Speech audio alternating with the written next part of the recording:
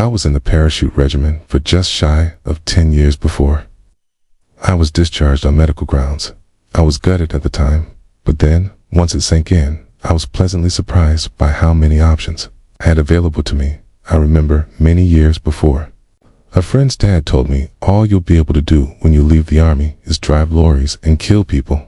But he was wrong. I got offers from some big-name private military contractors almost straight away who promised me good money once. I'd passed there, much less demanding medical exams, but I also got a few handy suggestions from some old paratrooper friends. One guy was over in the States consulting on TV shows, like teaching actors how to shoot and move like they'd been trained and all of that, and he said the hours were horrible, but the money was great, and I was seriously considering flying out to meet him. But then I spoke to another old friend of mine who had a very different but very interesting proposition. He was working in CPP, or close personal protection, which is the fancy term for working as a bodyguard. He'd found a job with a high-profile London-based company who provided bodyguards to some of the world's biggest stars during domestic and sometimes overseas visits. In so many words, he got to travel around the globe with some of the world's biggest celebrities, living a life of absolute luxury outside of his working hours. Not every job was like that, of course. Even after just 18 months, he'd already been to the Maldives, Singapore, and St. Lucia twice. They fast-tracked ex-military guys thanks to their disciplined training and expertise, so I already had a foot in the door. Then, a couple of months later, during my first assignment, I was like a duck to water. It wasn't as big of a buzz as being a paratrooper, but it scratched a lot of the same itches in terms of executing plans, staying switched on, and putting on a show of force. It felt natural. I was good at it, and I've been doing it ever since. But, I won't lie, at first, it seemed like proper basic work compared to soldiering teenage girls. Might make a lot of noise, and this might come as a bit of a shock to some of you, but they're simply not as dangerous as the Taliban. And while the mega fans can be slippery and quite disturbing with some of their delusions, we don't mean the subject of their obsession any harm. They're also terrified when they see a load of ex-army bodyguards marching towards them, demanding they step back or vacate the area. So, for a long time, didn't feel very threatened by anybody, but that changed with this one job I worked, when I got a nasty lesson in the kinds of people I should be prepared to deal with.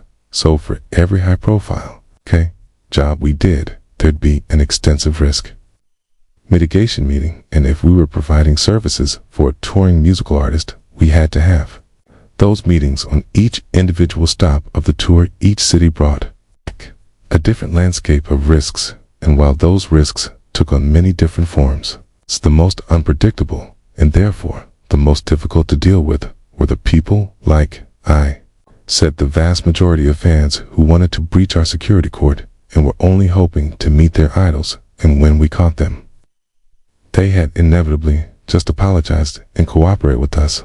One guy cried, thanked us for not beating him up, and then called his mom, asking her to pick him up from the venue.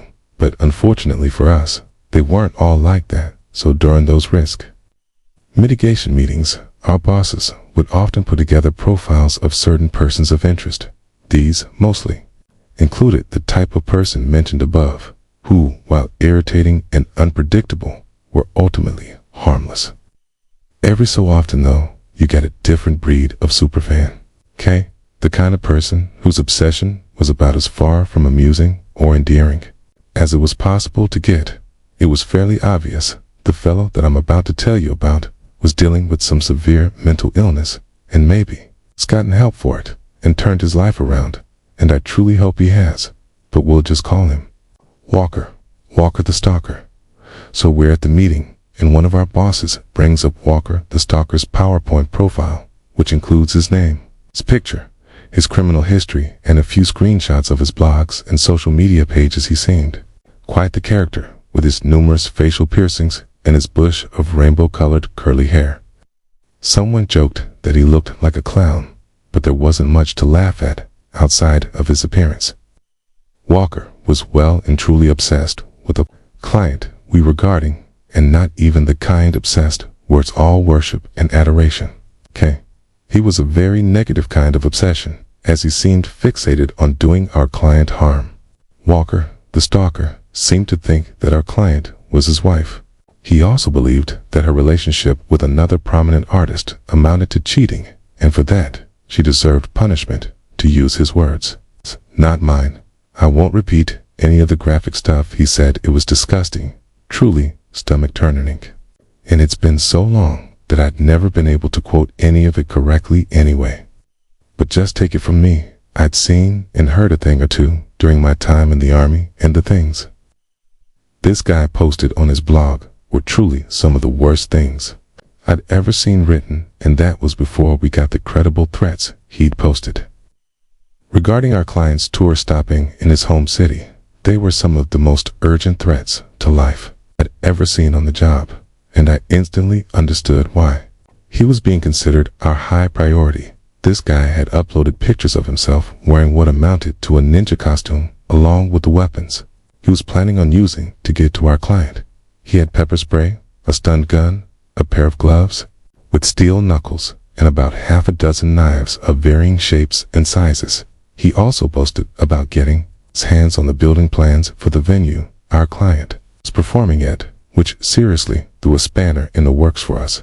In terms of our security plans, if someone's going to hang around the stage entrance trying to get an autograph, that's one thing. But if some seriously determined individual is fixated on gaining access to a venue, it can be very difficult to stop them without the right amount of manpower. But in those kinds of cases, it doesn't hurt to call in the cavalry, I'm pretty certain. This is the same in other countries too, but here in the UK, issuing credible threats of violence to a person is against the law.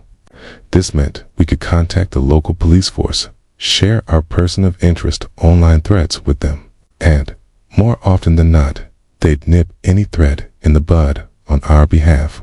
We couldn't do this on every occasion, not even when the threats were credible, but since we had our person of interest name, address, and an idea of his criminal history, we were able to point the police right at him, and this meant thought he was likely going to spend the night of our client's performance in a cell there.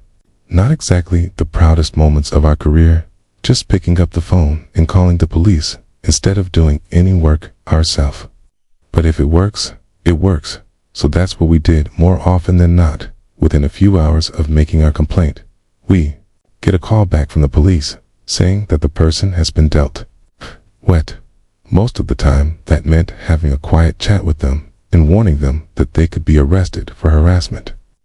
Other times, the threats were so graphic that they'd be taken into custody and charged with malicious communication. But in this case, when we got our call back regarding Walker the stalker, we were told he'd flown his coupe. Police gained access to his property that afternoon after he failed to answer. The door walker wasn't there, and his neighbors said they'd seen him leaving that morning wearing his all-black clothing and carrying a large sports bag. If that was true, there was a good chance Walker the stalker was already in the vicinity of the venue and was simply waiting for the right time to strike hearing. But this sent me and my team into overdrive for a couple of hours. We scoured the surrounding area, performed a full sweep of the venue, and secured all the entrances and exits to ensure nothing had been disabled, damaged, or otherwise tampered with. I hope you're starting to understand what I mean when I say those stalker types could be a proper pain in the ass. All that work just for one single person, and we still weren't 100% satisfied. Once we were finished, in the end, we had to just do our best, stick to our security plan, remember our drills, and then just hope for the best. But then, surprisingly, the entire evening went off without a hitch. We got the client to the venue, ensured a tertiary ring of TE security in addition to the venue's own staff and security, and then, once all was said and done, we got her back to the hotel. Safe and sound. Me and two other guys had agreed to do an all-nighter to keep the client's hotel floor secure. I've been on since midday, but I fancied the overtime along with some of that fancy hotel room service for supper at the client and her cruise. Rooms were situated along a VIP corridor on one of the building's top floors. 1. Man was posted on either side in a small landing area with a chair and a locked door. Then the third would patrol the corridor in the wider hotel to ensure everything was as it should be. Since the concert had come and gone without incident, we thought we'd probably be in for a quiet night, and for the most part, we were. But it only takes one hot minute for everything to change, and that night was no exception. It was around 2:30 in the morning when my colleague, who was patrolling the hotel's perimeter, gave us a call over the radio. He'd spotted the car parked in an industrial estate across the street from the hotel. He'd said he'd go and check it out and then report back on what he'd found. Then, a few minutes later, he radioed us again, saying that the car looked empty and it was kind of giving him bad vibes. Me and my colleague inside started getting a bit antsy, and I started to suspect our night wasn't going to be so quiet after all. Next, our colleague radioed to say that there was a lump in the back seat. It's covered in blankets, and it looked like a person was sleeping under them. I immediately start thinking that it's our person of interest either hiding after spotting my colleague's approach or getting a few hours of sleep before moving on the hotel in the pre-dawn hours. So when my colleague starts walking away from the vehicle, I suggest just tapping on the glass too. Make sure it's not Walker the stalker and just some overnight driver on a long journey getting a few hours of kip so they're safe for the drive again. And right as I suggest that the lift dings open in front of me and a member of hotel staff walks out pushing the trolley. I saw a younger man in his hotel uniform with close-cropped hair, so I waved him past. As Khan listened intently to my earpiece, awaiting my colleague's response, the young man kind of nodded nervously, then carried on pushing what looked like a laundry trolley towards the VIP corridor. A second or two later, my colleague started telling us how he suddenly didn't think it was a person anymore. Okay, he didn't know what it was under those blankets, but it hadn't so much as twitched when he knocked as hard as he could on the rear passenger window. He was also so close that it didn't look so much like the shape of a sleeping person anymore, meaning the car wasn't occupied, it was empty. So right away, we're in a bad situation, because we had an empty, unaccounted for vehicle within what we called our primary ring of security. We had an unknown element in the area, meaning that we had to switch on and stay focused. Then, right as I'm putting my game face on, I noticed something about the trolley-pushing member of hotel staff in front of me, naturally, having pushed his laundry trolley over to the door. He was now trying to access the VIP corridor using his key card, only the key card wasn't working. I wasn't too concerned.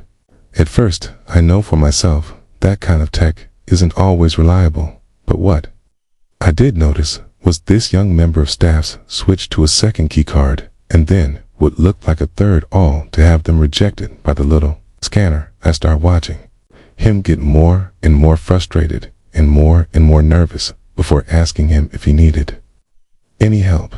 It wasn't a genuine offer, just something to make him turn and look at me. And then when he did, he looked scared out of his mind. I was just about to ask him if he was a wee bit hysteric at the idea of meeting a big celebrity. Again, not a genuine sentiment, just something to engage him. So I get the measure of the man, and that's when I realized who it was.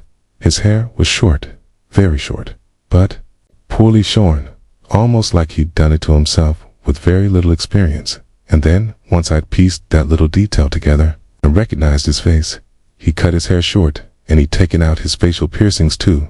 But I recognized who it was. It was Walker, the stalker, in full hotel uniform, and he was standing right in front of me. In the UK, it is highly illegal for personal protection officers to carry any kind of lethal weapon. It's also very illegal for us to carry non-lethal options. So carrying things like stun guns, pepper spray, or batons are going to land you with a criminal record. I'm sure a lot of you are going to be tearing your hair out at the mere description, asking then, how are you supposed to defend yourselves? Well, firstly, bulletproof and styproof vests are an option we regularly employ, and since we're not allowed to carry weapons, there's a heavy emphasis on martial arts training, particularly judo and jiu-jitsu. But there are certain products which exist in a kind of legal loophole things that are specifically designed to circumvent the rather strict UK laws regarding self-defense. And one such item was the non-toxic dye spray that I had on a keychain in my pocket. It operates in an identical manner as pepper spray, but instead of deterring your attacker via a shower of stinging vapor, it basically involves spraying a non-toxic, fast-degrading paint in their eyes to temporarily blind them. I've used it once before, and it was just as effective as I thought it was going to be, but like a lot of the stuff like that, it's only effective when it works, and whether or not it works depends on who you're using it on as well as the situation at hand. For example, when I realized it was Walker, the stalker, in front of me having shaved his head and removed his piercings, I told him to stop what he was doing, step back into the lift, and leave before I called the police. But Walker, the stalker, didn't like that idea, and he attempted to argue his case with a zombie knife he'd clearly hidden in the laundry trolley he'd somehow acquired. I don't know if the terms made it over to the United States yet, or anywhere else but here in the UK. The term zombie knife refers to large knives or miniature machetes that are often curved, spiked, or otherwise unconventionally shaped. Walker, the stalker, produces one, charges me with it. But, Kai, I'm ready to deploy my dye spray, and when I did, I unleashed a powerful stream of it right into his angry little face. The reaction was instant. He was blinded, which he clearly found unpleasant, but it only made him angrier. On top of that, he knew exactly where I was too. So, as he recommenced his charge, and I tried to get out of the way, the landing proved too narrow, and he connected with a swing of his knife. If it wasn't for my stab vest, I would 100% be a dead man right now, because the blade connected with my chest but slid down the fabric of the vest after cutting through my shirt. But what made me doubly fortunate was that Walker's first strike had thrown him completely off balance. This gave me an ample opportunity to subdue him, but Walker was slippery. He managed to twist out of the hold I was trying to put him in and bring up that zombie knife again. Under any other circumstances, it wouldn't have been an issue, because Kaya had him from the back, but the curved section of the blade was long enough to reach back and cut into my forehead. Another swing, and he could have had my eye out. So I shoved him forward, backed away, then keyed the emergency button on my radio to silently call in all available assistance. I had a colleague come running down from the opposite end of the hallway, which, in turn, alerted the light sleepers on the VIP corridor that something was going on. He came running like a bat out of hell, and all the corridor behind started to fill up with frightened VIPs. But there were a few grim seconds there where I was alone with a very blind, but still very dangerous stalker. He was screaming and waving the zombie knife around, but the fact that he was temporarily blinded meant that he kept swinging at nothing and then retreating from nothing, and again and again. This was obviously very good for me, but his erratic swings and the shape of the knife meant rushing him would be a huge risk without someone else present. Luckily, a colleague was at my side in mere seconds, and after hurling a potted plant at the blinded Walker, we were able to tackle and subdue him while isolating the arm that he was carrying. The blade, with hotel security, was there to assist within minutes, and the police were there a short while after that. Walker, the stalker, was taken into custody, and while everyone was a bit shaken, it all amounted to a job well done. But what's never been properly explained to any of us was how he got his hands on that hotel uniform as well as the key cards he was using to access various spaces. Walker didn't talk to the police, he didn't interplead his trial either, and he refused to leave his cell to attend his sentencing hearing. He never said a single word to anyone about anything, and the only clues to his motivations were the things he'd posted online. Obviously, he put a lot of time and effort into his little plan. Touring artists post their dates 18 months in advance, sometimes giving creeps like Walker plenty of time to craft their little schemes. But how he'd managed to find the exact hotel our client was staying in was tradecraft.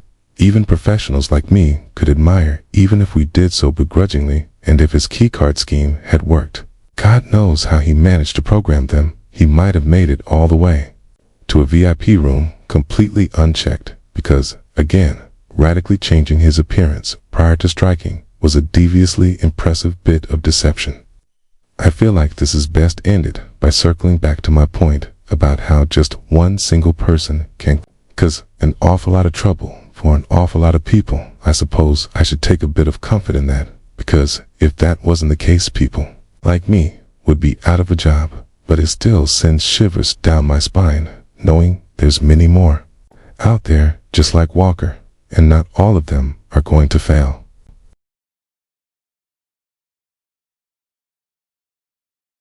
Back in 1999, I was a scrappy 18-year-old kid from rural Ontario, and since I didn't like the idea of working at a mill or driving a plow, decided to join the army. Enlisting wasn't too complicated back then, but it wasn't a cakewalk either. I walked into the recruitment center in Kingston. Then a couple of corporals asked about my fitness, my grades, and why I wanted to join. I gave them some stock answer about wanting to serve my country, but really, I just wanted to get the hell away from Hanover. 2 years later, I was a private with Princess Patricia's Canadian Light Infantry stationed in Edmonton. It was early autumn in Sta. I was in the mess hall scarfing down a late breakfast after a run when someone yelled out to crank up the volume on the TV. The screen showed the Twin Towers in New York. Smoke was pouring out of a hole in one of them. Then, a few minutes later, the second plane hit the room, went dead. Quiet dudes forgot that they were even eating. Then we watched, totally stunned, as the towers collapsed and ash-covered people ran through ash-covered streets over the next few hours.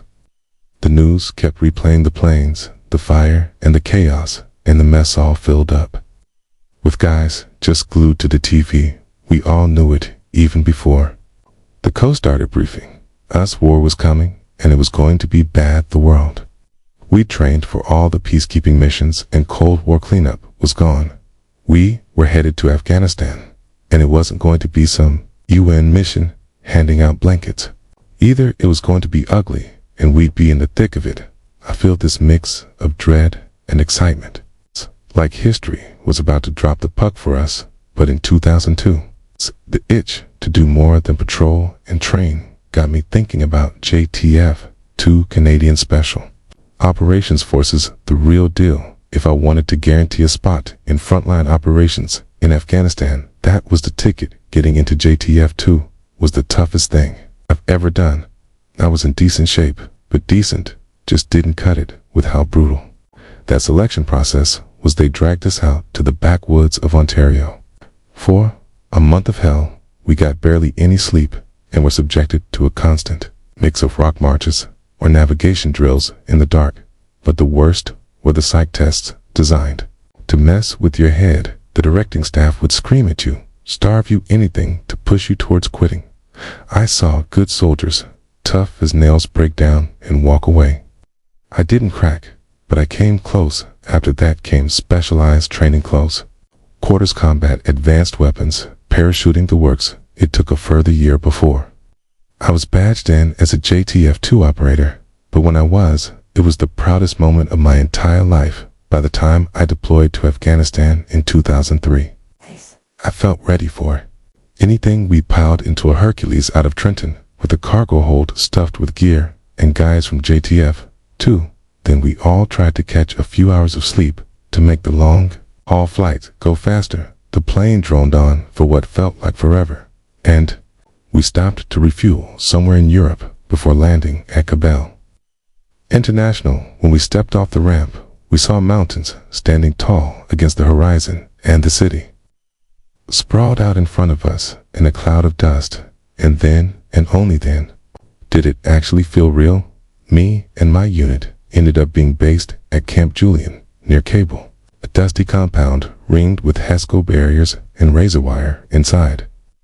It was all tents, conxes, and a constant hum of generators. We needed those jennies, too, because the heat was brutal. It had to be like 40 C in the shade sometimes, and the dust got into everything. Your rifle, your nostrils, and other less mentionable places. To Afghanistan itself seemed like a kind of paradox to me.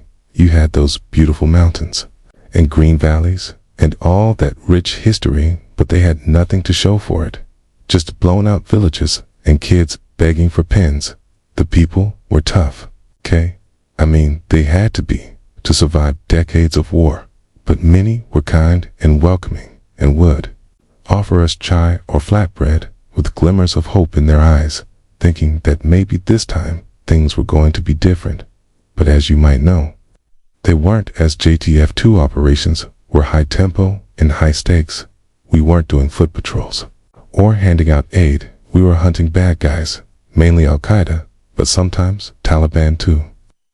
Direct action missions were the core. We'd roll out in GMVs or on foot with NVGs, moving silently through villages where barking dogs could blow your cover. Then we performed night raids on Al-Qaeda safe houses, kicking in doors, clearing rooms, and grabbing high-value targets like bomb makers or commanders.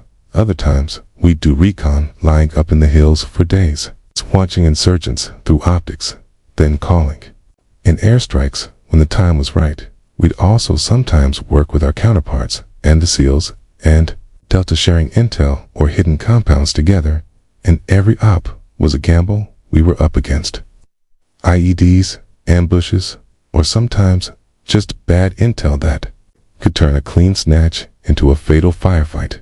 The adrenaline was addictive, but the weight of what we were doing wore us down, and sometimes seemed like the more you tried to change Afghanistan, the more it only changed you instead. A few months after the coalition went into Iraq, so late 2003, my guys and I were hauled up at a compound on the outskirts of Kabul when we got news of a job. Our CEO said that we'd be linking up with a CIA outfit called Task Force Saber 7 for a joint operation that involved hitting the suspected hideout of an Al-Qaeda bomb maker. We've done these kinds of ops before. Snatch the target, grab the intel in and out, and JTF2 doesn't mess around, so I figured these CIA boys would be pros, just like the SEALs or Delta we'd run in with before. The name Task Force Saber 7 sounded legit, like something straight out of a Tom Clancy novel, so we geared up, checked our C8 South, and then rolled out, expecting a tight operation. We met Saber 7 at a rendezvous point, just outside the village, in the early morning hours. But right away, something felt off. The task force wasn't what any of us had expected. Instead of a slick crew of American spooks, it was 3 Americans and a mob of 15 Afghans, all kitted out in mismatched gear, like they'd raided one of Kabul's many weapons markets. The guy in charge, a loudmouth calling himself Key, strutted around in sunglasses in a U.S. Army uniform and talked like he was auditioning for a Hollywood war movie. He threw around terms like HVT and Intel Stream with this kind of forced bravado, but we could see it for the performance it was, and the Afghans under him looked more like hired muscle than a disciplined unit. They were twitchy, gripping their AKs like they were just itching to use them, so I had a bad feeling about them from the get-go. Some of us figured that they might prove us wrong, work their magic, and bag their guy, but the op was a crap show from the start. We were supposed to sweep the village methodically, house by house, looking for bomb making materials, things like wires, chemicals. It's the usual signatures, but Jack and his boys treated it like a free-fall. He barked orders at his Afghans in a kind of pidgin, Kaja, and then they stormed into mud-walled homes, kicking over furniture while screaming at families. We've been trained to keep civilians calm to de-escalate high-tension situations, but Jack's unit was doing the opposite. I saw one of his guys smash an old man's face with a rifle, but for no reason other than he was slow to do as commanded, and stuff like that is considered a serious infraction. But Jack didn't blink. He just kept yelling about bombs, the Taliban, and bin Laden. It was chaos, and it was clear he didn't know how to run a proper search. There was no grid pattern, no coordination. He pointed random houses, claiming Squint had marked them as hot, but when we checked, all we'd find were blankets and cooking pots. It honestly seemed like things couldn't get any worse. But then, somehow, they did. Jack's Afghans started dragging people out of their homes and then lining them up in the dirt.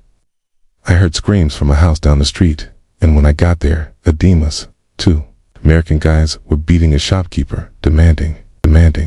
He confessed to being Al-Qaeda. The guy didn't even speak English, but Jack was right there minutes later, egging them on, saying stuff like, break them. He knows where the bombs are. Okay, but there was no evidence, no bomb-making equipment, just a terrified old man begging and pleading in the dirt. I pulled my sergeant aside and said something about how the task force didn't seem like they knew what they were doing.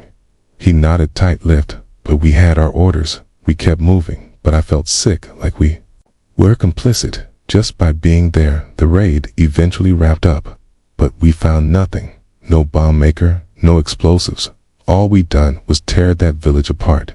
Then, as we were prepping to fill, a couple of Vima's Afghans came over, grinning like they'd won a prize. One of them pulled out a cloth bundle and unwrapped it. Inside were dried, shriveled pieces of human flesh, fingers, ears, and other parts.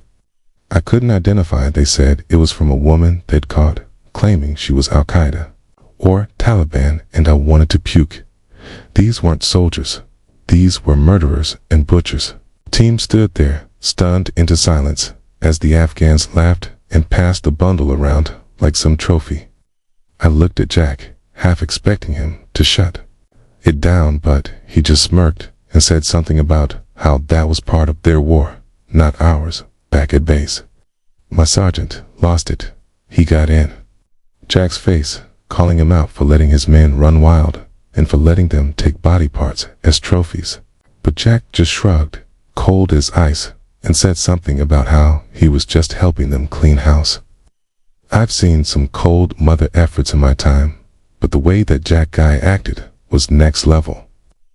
My sergeant stormed off, radioed RCO, and told him we were done with those Saber 7 clowns.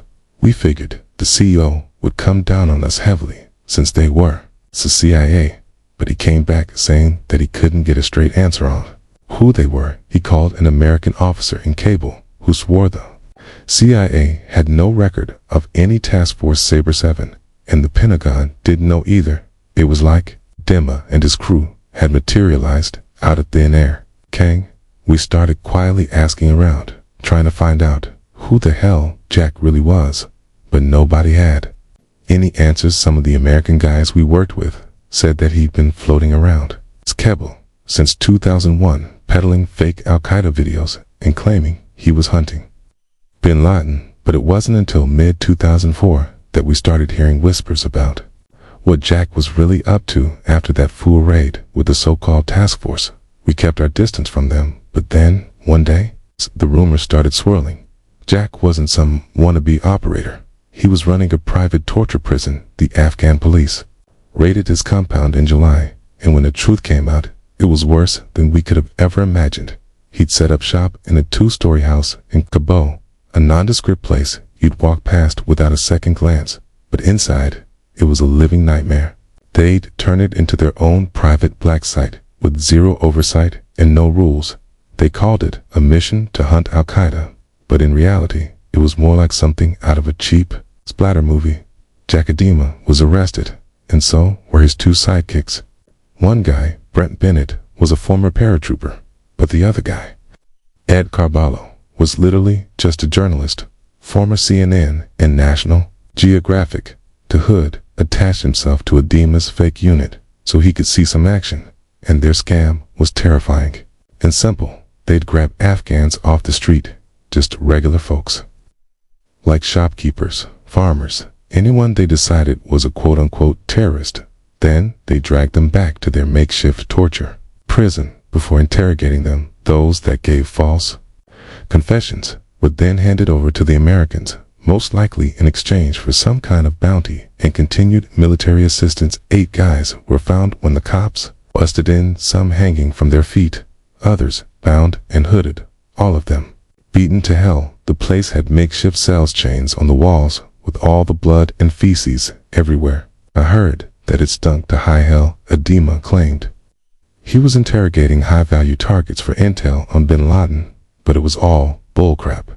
Most of those poor guys were just locals, caught in the wrong place at the wrong time. The Afghan government said it was a straight-up war crime, and they were right too. Kama's crew used methods that were medieval, like hanging guys upside down for hours, sometimes days, until their bodies just sort of gave out. Other prisoners said their heads were held underwater while Dima and his Afghans screamed questions they couldn't answer. Sleep deprivation was another favorite of theirs. They'd keep the lights on blast music and shake their prisoners awake every time they passed out. There were reports of starvation. 2 guys left without food or water for days in order to break their will. Jack, whose real name was Jonathan, denied everything in court, claiming he never burned anyone with cigarettes, poured boiling water on them, or pulled out their toenails to extract confessions. But the survivors told a different story. They talked about being shackled in stress positions and the constant threat of beatings, or worse, if they didn't confess. Jack and his boys weren't interrogating anyone, they were torturing people for fun. I remember hearing about the raid on this place from one of our intel guys. Afghan police found bloodstains, ropes, and hoods, stuff like that looked like it belonged in a horror movie. The prisoners, some of whom were barely alive when they were found, told the court that Adima's crew treated them like animals, how they even taunted and laughed at them as they begged and screamed for mercy. Adima had the nerve to say that he was working for the Pentagon, but it was all lies. The U.S. military had taken just one single solitary detainee from him back in 2002 or 2003, and it held the guy for a month before realizing he was a nobody, and after that, they cut him off. He'd conned everyone from Northern Alliance warlords, 2 journalists into thinking he was legit, and everyone had fallen for it, hook, line, and sinker. Sometimes I think back to that raid that he tricked us into joining them on, in the dried body parts his Afghan showed us. I'm pretty sure that wasn't a one-off, and Jack Adima had encouraged it. And then, I wondered how much more suffering he inflicted before he was caught. He was sentenced to 10 years in September of 2004, and get a real sense of satisfaction when I hear that news, but it didn't erase the guilt of having worked with him. Even if it was for just a couple of hours, he ran that house of horrors for literally years, ruined some people's lives, and then walked away with a pardon from President Karzai in 2007.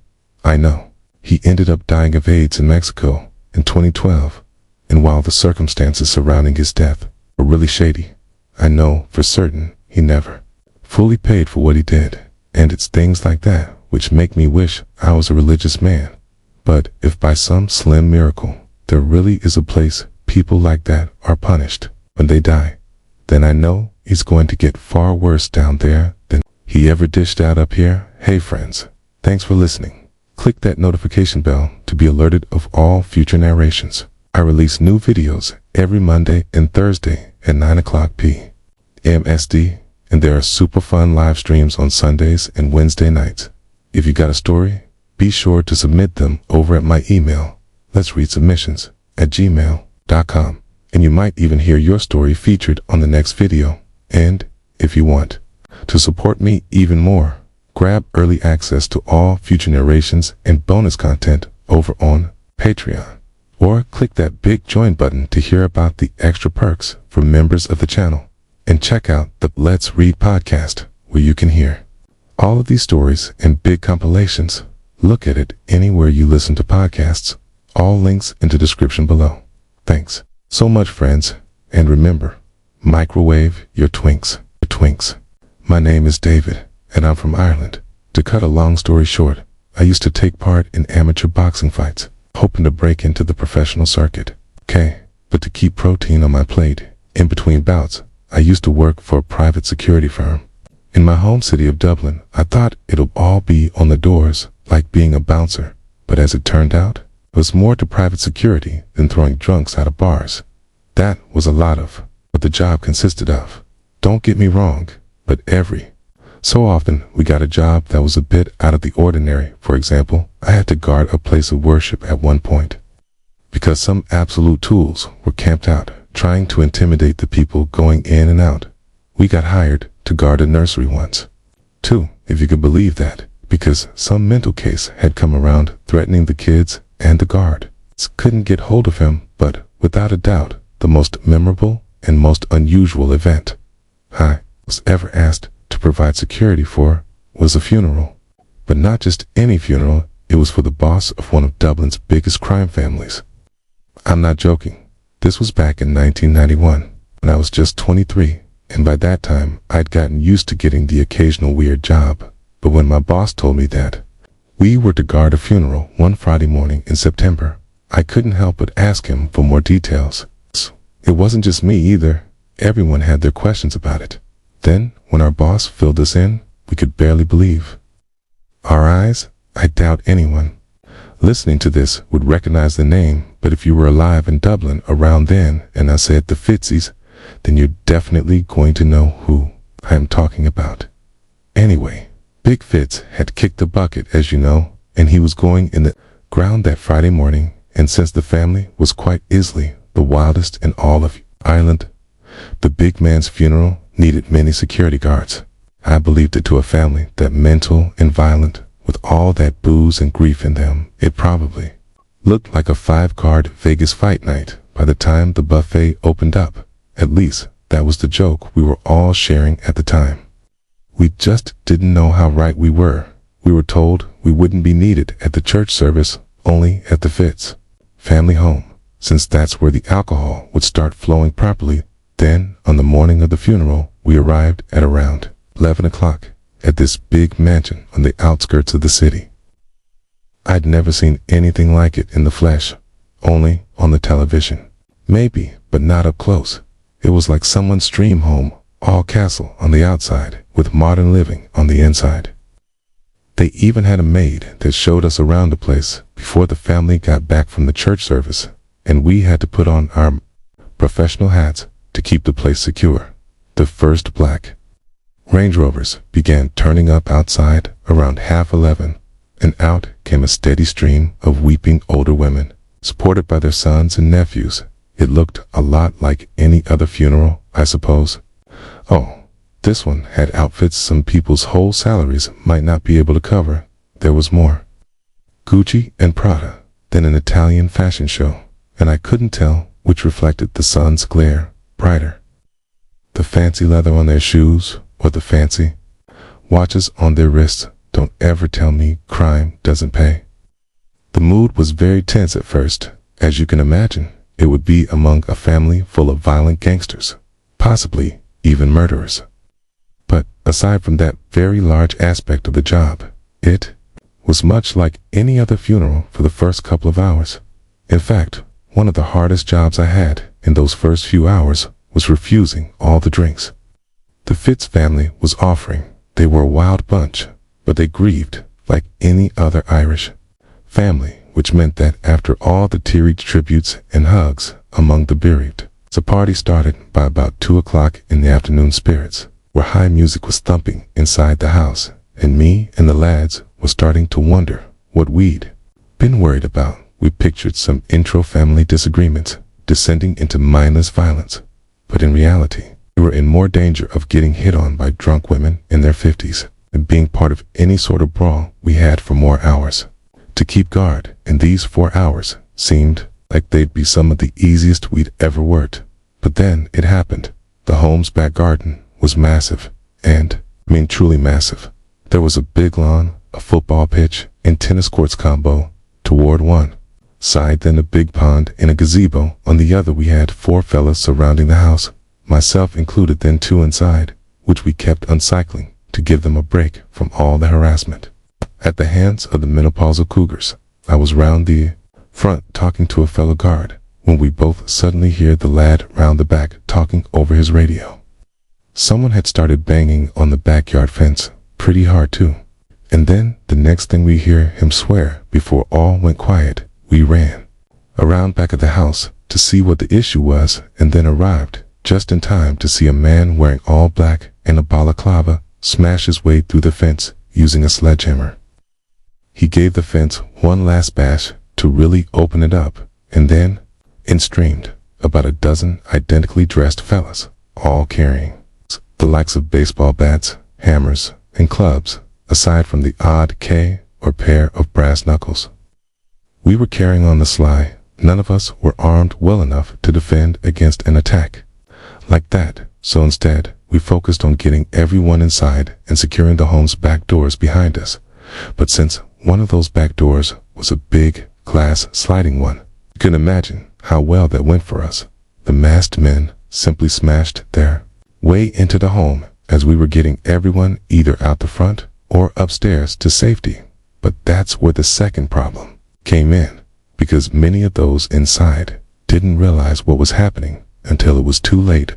All they knew was that someone had turned up looking for a fight, so in their state of drunkenness, they were all well up for a scrap.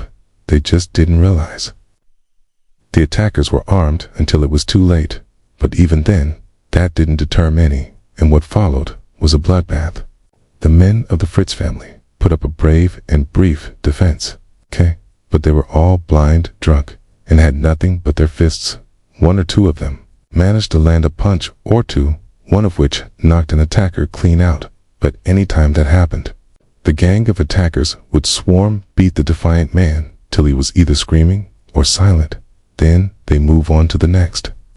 I suppose they did what they had to do, in a way making sure security had the space to evacuate all the women and kids, to wait in cars or safe areas upstairs, but it was only a matter of minutes before the gang beat back any resistance and started making their way towards the stairs. At that point, it became a question of how to keep the gang of attackers from advancing.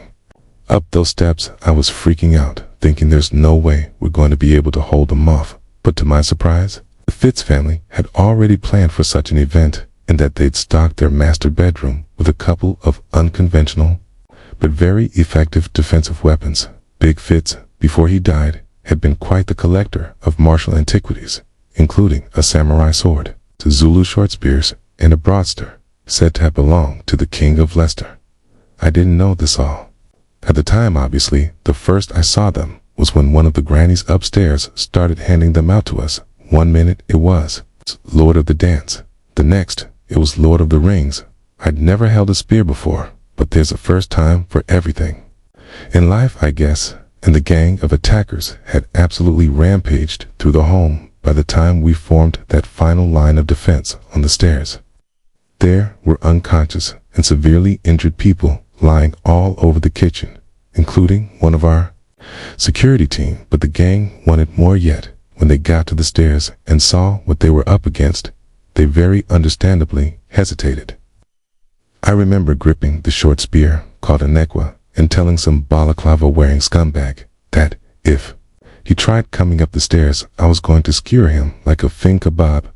He looked just as shocked as I was to see a bloody Zulu short spear being pointed in his face, but that shock and awe worked majorly to our advantage, and no one fancied a piece of it. There's this standoff on the stairs with everyone screaming at each other.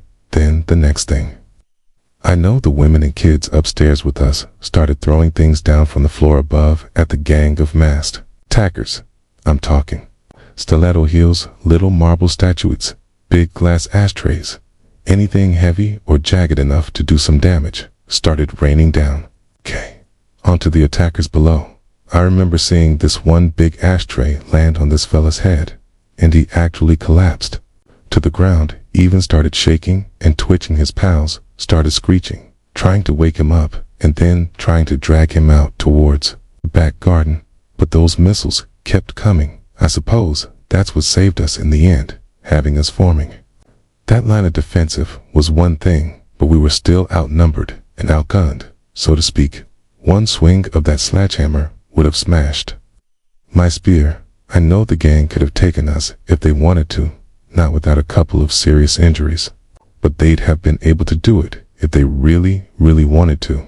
But it was those screaming harpies above and beside us that won the day. By the time the gang retreated to the back garden again, the home's hallway was just a mess of blood, broken glass, marble dust, and broken shoes. The gang had also started to smash things on their way out, probably as a final F.U. to the Fitzes, but that was nothing compared to the damage they'd done to the men of the family. Like I said before, we might have done a job in protecting the more vulnerable members of the family, but those that had tried to fight back had been subjected to what I can only describe as a bloodbath. There were broken legs,